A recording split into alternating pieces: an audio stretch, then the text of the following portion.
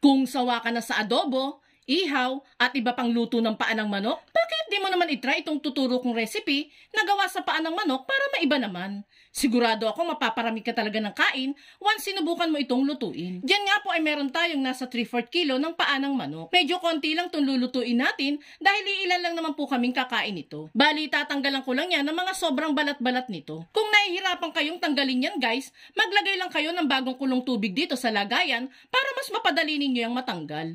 Medyo madikit kasi yung mga balat na yan guys, kaya para lumambot at madali ang matanggal, lalagyan natin yan ng mainit na tubig. Kapag nga natanggalan na natin yan ng mga balat-balat, atin naman yan tatanggalan ng kuko. Bali, gagamitan ko lang yan ng gunting para madali natin yung matanggal. Hindi naman katigasan yung part na yan guys, kaya hindi masisira o pupurol yung gunting ninyo dyan. After nga nating malinisan ng mga paa ng manok, ay pwede na tayong mag-proceed sa pagluluto. Dito nga po ay palalambutin muna natin itong mga paa ng manok para mas maging masarap itong kainin. Dito sa ating pressure cooker ay maglalagay lang ako ng tubig, asin at paminta. Saka ilagay ang mga paa ng manok.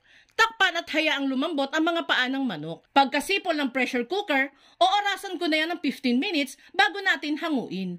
After nga ng 15 minutes, ay eto na yung mga paa ng manok. Dito naman sa ating kawali ay maglalagay lang muna tayo ng mantikang panggisa natin. And kapag mainit na nga yan, ay pwede nang igisa dito ang sibuyas at bawang.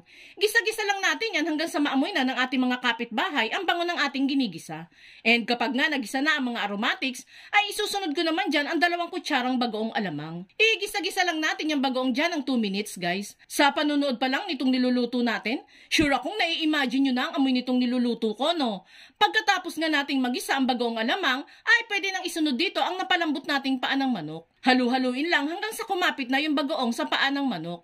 Mga 3 minutes ko lang yung hahaluin, then saka naman isusunod ang hiniwa-hiwa nating string beans at siling panigang. Then saka halu-haluin. Maglalagay din pala tayo dito ng 3 salok ng pinagpakuluan ng paa ng manok kanina. Malasa yung sabaw na yan guys, kaya huwag nyo munang itapon. Kung nakaabot ka sa part ng video natin ito, it means na interesado ka sa chicken feet recipe na sinishare natin ngayon. At kung sakali pong magugustuhan mo ito, pwede po bang pusuan mo naman ang video natin at mag-iwan ka na din po ng comment na "So delicious chicken feet recipe." Maraming salamat po! Once nga na maluto na ng bahagya ang gulay na nilagay natin, ay pwede na tayo dyang maglagay ng isang pouch ng Coco Mama. Medyo malayo po kasi ang bilihan ng piganggata sa amin, kaya ito na lang po ang ginamit natin instead of piganggata. Maglalagay na din tayo dyan ng asin, seasonings at paminta. Halu-haluin hanggang sa magmix na ng maigi ang mga sangkap. Bali, ang goal lang naman natin sa pagluluto nito ay bahagya itong magmantika. Mas masarap kasi kung medyo iga ng konti ang sabaw nito. Mga 10 minutes ko pa yung lulutuin at the same time ay halu-haluin pa rin natin para hindi naman masunog yung ilalim na part nito. Isasama ko na din pala sa pagluluto itong siling labuyo para talagang intense ang anghang. Lutuin pa natin yan ng ilang minuto hanggang sa bahagya nang mawala ang sabaw nito. And makalipas nga ang ilang minutong pagluluto nito, ay ready to serve na itong nakakatakam at anghang sarap na luto sa chicken feet.